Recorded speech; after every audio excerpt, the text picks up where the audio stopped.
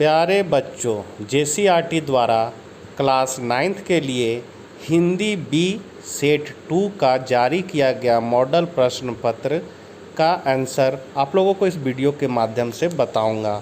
इसका रिक्वेस्ट बहुत सारे शिक्षक मित्रों ने और बहुत सारे बच्चों ने किया था, तो आप लोगों के रिक्वेस्ट पर यह वीडियो बना रहा हूं। अपने चैनल इकोनॉमिक्स प्लस पर नए हैं तो चैनल को ज़रूर सब्सक्राइब कर लें और हिंदी बी के बच्चों तक यह वीडियो ज़रूर शेयर करें। तो यहाँ लोग देख सकते हैं सेट 2 में अपठित बोध, जिसमें से है नीचे दिए गए गद्यांश को पढ़कर प्रश्नों के उत्तर देना है। तो इसको आप लोग पढ़ लीजिएगा बच्चों। सीधे हम लोग क्वेश्चन पे चलते हैं। भगवान के डाकिये कौन कौन हैं? तो पंछियों और बादलों को भगवान का डाकिया कहा गया है। भगवान के डाकिये क्या क्या बाँचते हैं? तो कवि का कहना है कि पंछी और बादल भगवान के डाकिये हैं। जिस प्रकार डाकिये संदेश लाने का काम करते हैं, उसी प्रकार पंछी और बादल भगवान का संदेश लाने का काम करते हैं। पंछी और बादल की चिट्ठियों में पेड़ पौधों, पानी और पहाड़ भगवान के भेजे एकता और सद्भावना के संदेश को पढ़ पाते हैं, इस पर अमल करते हैं। नदियाँ समान भाव से सभी लोगों में अपनी पानी को बांटती है। पहाड़ भी समान रूप से सबके साथ खड़ा होता है। पेड़ पौधे समान भाव से अपने फल फूल व सुगंध को बांटते हैं, कभी भेदभाव नहीं करते हैं। फिर है हम केवल क्या आँख पाते हैं? तो हमारी समझ में यह बात अवश्य आती है, और वो ये कि एक देश की धरती अपनी सुहानी खुशबू दूसरे देश को भेजती है। वह खुशबू चिड़ियों के पंखों पर सवार होकर ही जाती है। बादल अपने साथ दूर देश का पानी लाते हैं। इस तरह से एक देश का भाप दूसरे देश में पानी बनकर बरसता है। अब खंड ख है बच्चों, व्याकरण से दिए गए अशुद्ध वाक्य को शुद्ध करके लिखिए। तो लड़का और लड़की पढ़ते हैं, तो यहाँ लड़का और लड़की है तो पढ़ती है कि मैंने यहाँ लड़की का केवल बोध करा रहा है, जबकि लड़का और लड़की दोनों हैं, तो यहाँ हो जाएगा लड़का और लड़की पढ़ते हैं। फिर है यह बात कोई को मत बताना, तो यह बात नहीं, यह बात किसी को मत बताना सही हो जाएगा। फिर है लंबोदर का समास विग्रह कर भेद का नाम लिखिए। तो समास विग्रह है लंबा है उदर जिसका, अर्थात गणेश हो जाएगा, यह बहुब्रीहि समास है। फिर है घर आंगन का समास विग्रह कर भेद का नाम लिखिए। तो समास विग्रह है घर और आंगन, इसका ये है आपका द्वंद्व समास। ग है आपका पाठ्यपुस्तक से बच्चों 6ठा नंबर क्वेश्चन, कवि एक घर के पीछे या दो घर के आगे क्यों चल देता है? तो कवि एक घर पीछे या दो घर आगे इसलिए चल देता है क्योंकि उसे नए इलाके में उसके घर पहुंचने तक की जो निशानियां थी वे सब मिट चुकी थी। उसने कई निशानियां बना रखी थी, जैसे एक मंजिले मकान की निशानी, बिना रंग वाले लोहे का फाटक, लेकिन इनमें से कुछ भी नहीं बचा था। प्रतिदिन आ रहे थे परिवर्तनों के कारण वह अपना घर नहीं ढूंढ पाया और आगे पीछे निकल जाता है। फिर है आदमी नामा के पहले छंद में कवि की दृष्टि आदमी के किन किन रूपों का बखान करती है? तो आदमी नामा के पहले छंद में कवि की दृष्टि आदमी के विभिन्न रूपों जैसे बादशाह, गरीब, भिखारी, मालदार एवं अमीर, कमज़ोर, स्वादिष्ट और दुर्लभ भोज्य पदार्थ खाने वाला तथा दूसरे छंद में सूखी रोटी के टुकड़े चबाने वाले व्यक्ति का वर्णन हुआ है। इसी का 8वां में क्वेश्चन है बच्चों, प्रकृति के साथ पशु पंछियों के संबंध की व्याख्या कीजिए। तो प्रकृति का पशु पंछियों के साथ गहरा रिश्ता है। पशु पंछी प्रकृति की उमंग के साथ उमंगित होते हैं। प्रकृति के साथ पशु पंछियों का अन्योन्य संबंध है। दोनों एक दूसरे के बिना अधूरे हैं। पशु पंछी अपने भोजन और आवास के लिए प्रकृति पर ही निर्भर करते हैं। प्रकृति पर उनका जीवन निर्भर है। कई मायनों में पशु पंछी प्रकृति को शुद्ध भी रखते हैं। अब है बच्चों प्रश्न 8, व्याख्या कीजिए। रहीमन देखी बड़ेन को लघु न दीजिए डारी, जहाँ काम आवे सुई कहाँ करे तरवाई।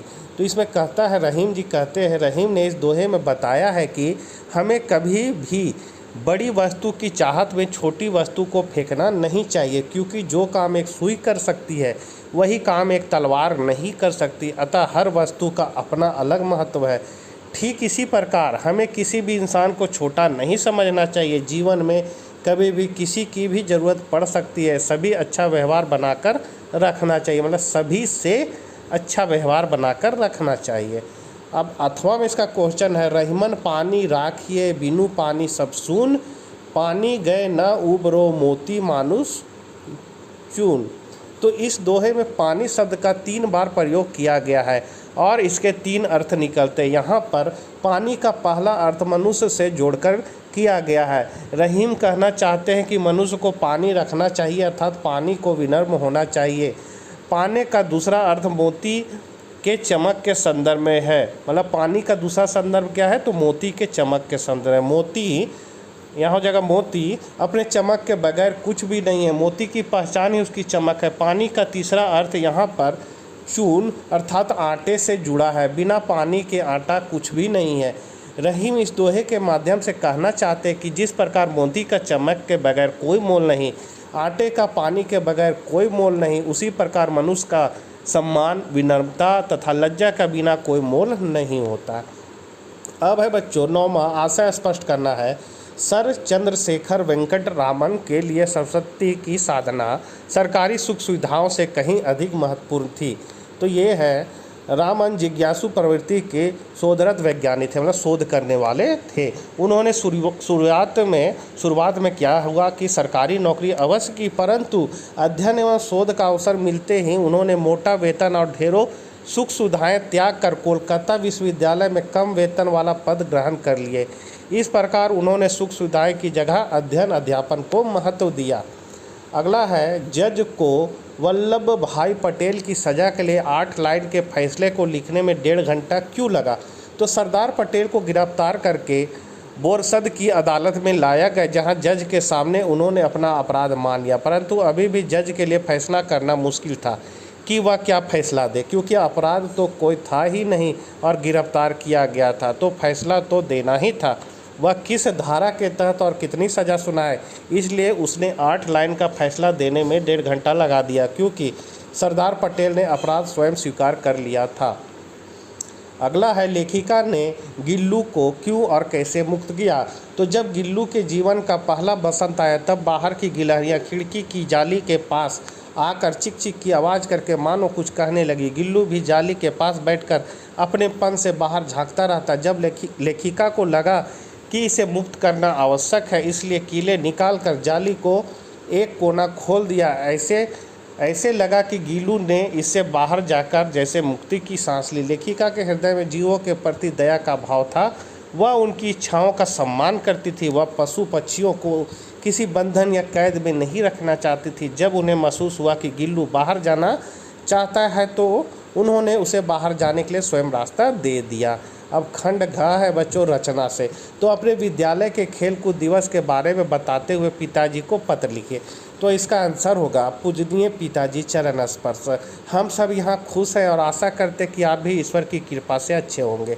हाल ही में हमारे स्कूल में खेल दिवस का आयोजन किया गया था। खेल दिवस पर विभिन्न प्रतियोगिताओं में भाग लेने के लिए आसपास के सभी स्कूल के खिलाड़ियों को आमंत्रित किया गया था। हमारे स्कूल का खेल का मैदान बहुत बड़ा है, इसलिए इस कार्यक्रम का आयोजन हमारे स्कूल ने ही किया था। Hockey, volleyball, cricket, football, table tennis, long tennis, kabaddi और अन्य खेल जैसे बहुत सारे खेल भी इसमें शामिल थे, जैसे long run, long jump, high jump, javelin throw, hammer throw और भी बहुत कुछ खेल आयोजित किए गए थे। सब खिलाड़ियों ने बड़े उत्साह के साथ भाग लिया और हमारे स्कूल ने बहुत अच्छा प्रदर्शन किया और कई स्पर्धाओं में स्वर्ण पदक हासिल किया। यह घटना दिनों सप्ताह की संख्या यहाँ लिख देना है बच्चों। यह घटना इतना दिन तक चलती रही, हमने खूब इंजॉय किया। अगर आप यहाँ होते तो हमें और मज़ा आता। आपकी प्रतिक्रिया का इंतज़ार रहेगा। आपका प्रिय पुत्र, अपना नाम लिख देना। इसी में अथवा में है, परीक्षा में प्रथम आने पर अपने मित्र को बधाई पत्र लिखिए। तो पीसी कॉलोनी, कंकड़बाग, पटना, मतलब यहाँ अपना स्थान का नाम लिखना है, दिनांक देना है। प्रिय अनुराग, अपने मित्र का नाम लिखना है, प्रिय अनुराग। बहुत दिनों से तुम्हारे पत्र की प्रतीक्षा थी। तुम्हारे पत्र न आने की वजह से मैं कुछ नाराज़ हो रहा था, लेकिन कल तुम्हारा पत्र मिला और उसे पढ़कर मेरी सारी नाराज़गी दूर हो गई। मुझे यह जानकर बहुत खुशी हुई कि तुमने अपनी कक्षा में ही नहीं बल्कि पूरे स्कूल में प्रथम आए हो। मुझे तुम्हारी सफलता पर पूरा विश्वास था। मेरे लिए यह एक दिन अत्यंत सौभाग्यशाली है। मैं हमेशा तुम्हें आगे बढ़ता हुआ देखना चाहता हूँ। ईश्वर तुम्हारी हमेशा मनोकामनाओं को पूर्ण करे। तुम्हारी सफलता पर मैं तुम्हें हार्दिक बधाई देता हूँ। तुम्हारे उज्जवल भविष्य की अनंत शुभकामनाएं। घर के सभी बड़ों को मेरा उचित अभिवादन कहना और छोटों को मेरा प्यार। तुम्हारा मित्र वरुण। तो बच्चों, दिए गए संकेत बिंदु के आधार पर किसी एक विषय पर अधिकतम 150 शब्दों में निबंध लिखना है। तो बच्चों, यहाँ पर 3 गो निबंध है, 3 में से आपको एक बनाना है। तो हमने मेरा राज्य झारखंड पर बनाया है। तो इसमें सबसे पहले परिचय है। तो परिचय है, बिहार राज्य से कटकर हमारा नया राज्य झारखंड बना, या बिहार के दक्षिणी भाग को अलग करके बनाया गया। झारखंड राज्य का गठन 15 नवंबर 2000 ईस्वी को किया गया। झारखंड का अर्थ है झाड़ और झाड़ियों से बना क्षेत्र, अर्थात जहाँ प्रचुर मात्रा में झाड़ और झाड़ियाँ और विशाल खनिज उपलब्ध है, वही हमारा राज्य झारखंड है। झारखंड की धरती में कोयला, अभ्रक जैसे खनिज पर प्रचुर मात्रा में उपलब्ध। झारखंड भारत का 28वां राज्य है। सुंदर जलवायु, मनोहर वातावरण, खानों में कोयला और अभ्रक, जंगल में विभिन्न प्रकार की लकड़ी, फलों से लदे वृक्ष, फूलों पर मंडराती तितलियाँ, शोभा संपन्न अवर्णीय घाटियाँ, सुषमा की दर्शनीय नदियाँ, हरितिमा वाले मनमोहक मैदान, मन पर जादू जैसा असर करने वाले पर्वत और पहाड़, मस्त भोले भोले निवासी से परिपूर्ण झारखंड राज्य की प्रमुख विशेषता है। सीमा। तो झारखंड राज्य के उत्तर में बिहार, दक्षिण में उड़ीसा, पूर्व में पश्चिम बंगाल, पश्चिम में छत्तीसगढ़ एवं उत्तर प्रदेश राज्य सटा हुआ है। झारखंड राज्य की लंबाई पूर्व से पश्चिम की ओर 463 किलोमीटर एवं चौड़ाई उत्तर से दक्षिण की ओर 380 किलोमीटर है। झारखंड की सीमा भारत के 5 राज्यों को स्पर्श करती है। संपूर्ण झारखंड राज्य छोटा नागपुर के पठार पर अवस्थित है। निवासी संसाधन। तो झारखंड की राजधानी रांची है, वहीं दुमका इसकी उपराजधानी है। रांची एक बहुत बड़ा शहरी क्षेत्र है। इसके अतिरिक्त जमशेदपुर, बोकारो, धनबाद, हजारीबाग आदि भी बड़े शहर हैं। झारखंड राज्य में निवास करने वाले अधिकतर लोग आदिवासी हैं। यहाँ मुंडा, उरांव, संथाल, कुर्मी आदि प्रमुख आदिवासी जातियाँ निवास करती। झारखंड में संथाली, हो, मुंडारी, बांग्ला, नागपुरी, पंचपणगनिया, खोरठा हिंदी भाषाएं अधिक बोली और समझी जाती है। झारखंड की भूमि पथरीली एवं पहाड़ी किस्म की है। यहाँ खेती लायक भूमि बहुत कम है। यहाँ धान की खेती प्रमुख रूप से की जाती है। झारखंड की भूमि में खनिज संपदा का अपार भंडार है। कोयला, अभ्रक, लोहा, बॉक्साइट, ग्रेफाइट, यूरेनियम, चूना पत्थर, मैग्नीज आदि प्रमुख खनिज। इन खनिजों की प्रचुर मात्रा उपलब्ध होने के कारण यहाँ उद्योग धंधों का जाल बिछा हुआ है। जमशेदपुर, रांची, बोकारो एवं धनबाद क्षेत्र उद्योगों के प्रमुख केंद्र हैं, जिसमें लोहे का सबसे बड़ा कारखाना जमशेदपुर में अवस्थित है। संस्कृति। यहाँ आदिवासी समुदाय के लोग रहते हैं, इसलिए वहाँ पर उनके जीवन और संस्कृति की झलक स्पष्ट रूप से देखी जा सकती है। इसके अलावा जितिया पूजा, कर्मा पूजा सभी आदिवासी समाज के प्रमुख त्यौहार हैं। वैसे तो झारखंड में बहुत ही भाषाएं बोली जाती, लेकिन हिंदी भाषा सभी लोग आसानी से बोल लेते हैं। इसके अलावा संथाली हो और मंदारी भाषा वहाँ की प्रमुख भाषा। झारखंड में आदिवासी समुदाय के लोग रहते हैं, इसलिए वहाँ पर उनके जीवन और संस्कृति की झलक स्पष्ट रूप से देखी जा सकती है। इसके अलावा जितिया पूजा, कर्मा पूजा आदिवासी समाज के प्रमुख त्यौहार है। उपसंहार।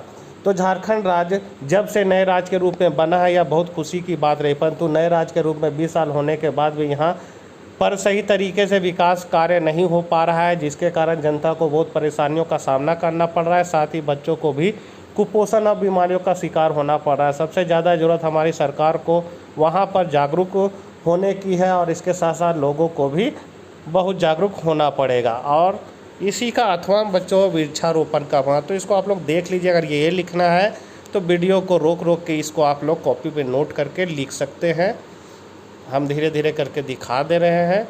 यहाँ ग्रीष्मकाल है, पेड़ों का जीवन है, ये सब पॉइंट को आप लोग देख लीजिए। साथ ही मिट्टी की उर्वरकता है, पेड़ पौधे, जलवायु है। तो बच्चों, आप लोग बढ़िया से एग्ज़ाम लिखिए। 15 तारीख को हिंदी ए और हिंदी बी दोनों का एग्ज़ाम है। तो आप लोग, इसीलिए मैं जल्दी जल्दी वीडियो बना रहा हूँ ताकि आपका कंप्लीट हो जाए। अब यहाँ बढ़ती महंगाई पर है, तो अगर आपको ये लिखना है तो ये भी बढ़िया से देख सकते हैं। और किसी तरह की परेशानी हो तो कमेंट बॉक्स में ज़रूर करें और अच्छे से परीक्षा लिखें। फिर मिलते हैं नेक्स्ट वीडियो में। Bye bye.